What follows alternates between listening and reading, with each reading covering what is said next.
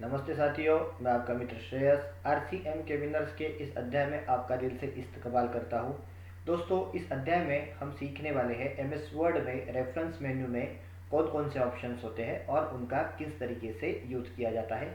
इसमें देखिए, सबसे पहला जो इम्पोर्टेंट ऑप्शन होता है वो होता है टेबल ऑफ कंटेंट्स। दोस्तों, अगर आपको इंडेक्स वगैरह किसी डॉक्यूमेंट के लिए बनानी हो तो उस समय ये टेबल ऑफ कंटेंट वाला ऑप्शन जो है ये बहुत ही काम आता है। ऑटोमेटिक इंडेक्स यहाँ पे दोस्तों बन जाती है। आपका बहुत सारा टाइम और बहुत सारा काम इसकी वजह से बच जाता है, लेकिन उसके लिए कुछ चीज़ें डॉक्यूमेंट पे देना ज़रूरी होता है। अभी देखिए दोस्तों, यहाँ पे मैंने क्या किया है, अभी ये फर्स्ट पेज मैंने ब्लैंक रखा है बिकॉज यहाँ पे इंडेक्स आने वाला है।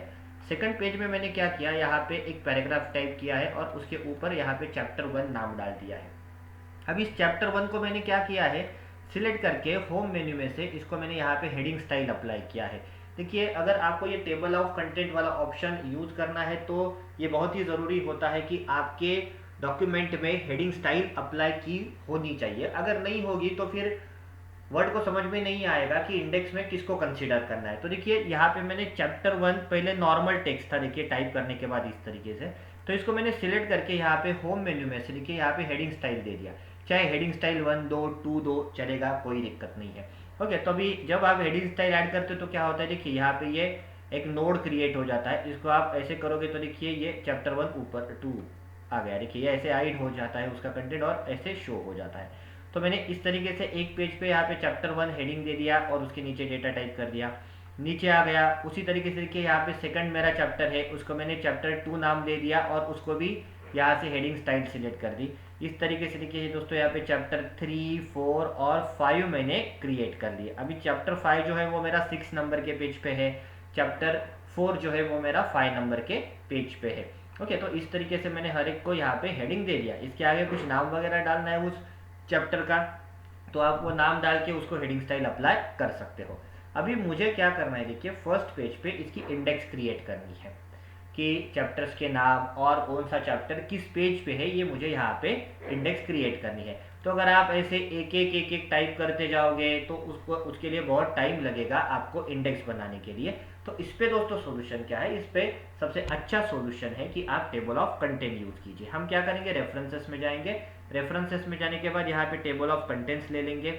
अभी यहाँ पे देखिए कुछ रेडीमेड टाइप से कंटेंट के, जैसे कि ये है ऑटोमेटिक टेबल 2 है। अभी सपोज मैंने ये 1 वाला ले लिया, देखिए जैसे अभी ये 1 वाला ले रहा हूँ तो आप यहाँ पे देखोगे टोटल एक टेबल यहाँ पे अपने आप आ गया। देखिए कंटेंट्स, कंटेंट में देखिए दोस्तों चैप्टर 1 कौन से पेज पे है, सेकंड पेज पे, chapter 2 third page, chapter 3 fourth page.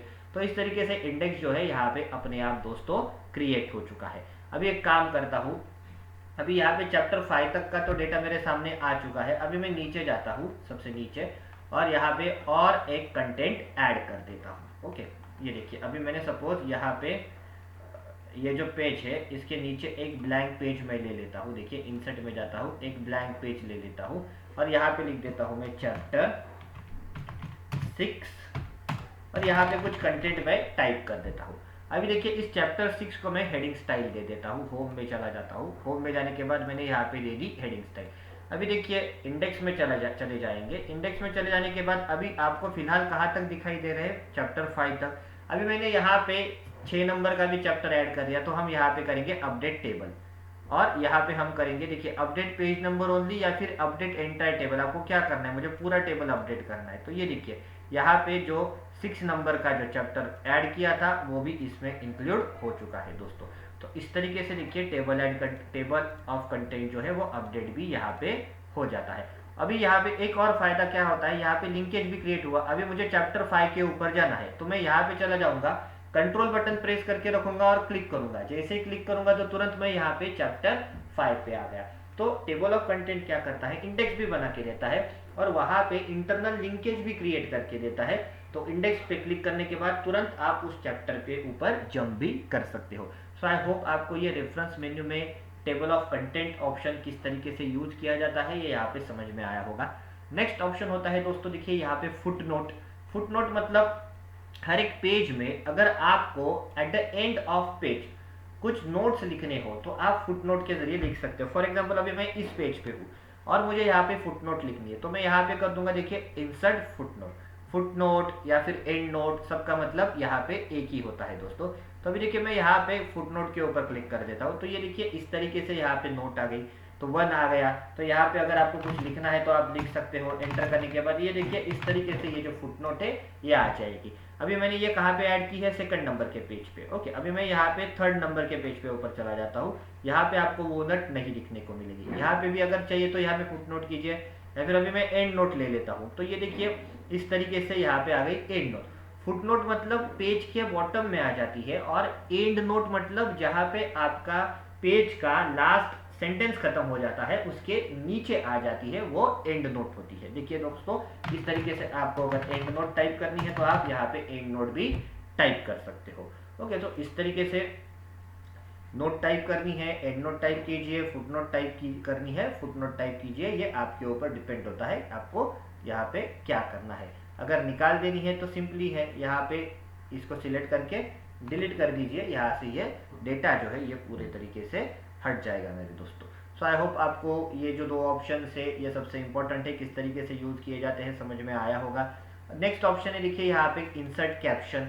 Generally अगर आप कोई बुक वगैरह बना रहे हो तो बुक में बहुत सारे इमेजेस, फिगर्स वगैरह डालने की ज़रूरत होती है, और उन फिगर्स को अगर आपको कुछ नाम देने हो तो आप यहाँ पे कैप्शन के जरिए आसानी से दे सकते हो। किस तरीके से करना है देखिए, मैं यहाँ पे इंसर्ट में चला जाता हूँ, एक इमेज यहाँ पे ले लेता हूँ। सपोज ये लोगो वाली जो इमेज है मैं यहाँ पे इंसर्ट कर देता हूँ। अभी यहाँ पे देखिए ये लोगो आ गया। अभी इस इमेज को मुझे नाम देना है, थोड़ा इस इमेज को मैं छोटा कर लेता हूँ। ओके, अभी इस इमेज को मुझे नाम देना है, तो मैं यहाँ पे क्या करूँगा, रेफरेंस में चला जाऊँगा। रेफरेंस में जाके देखिए हम चले जाएंगे इंसर्ट कैप्शन में।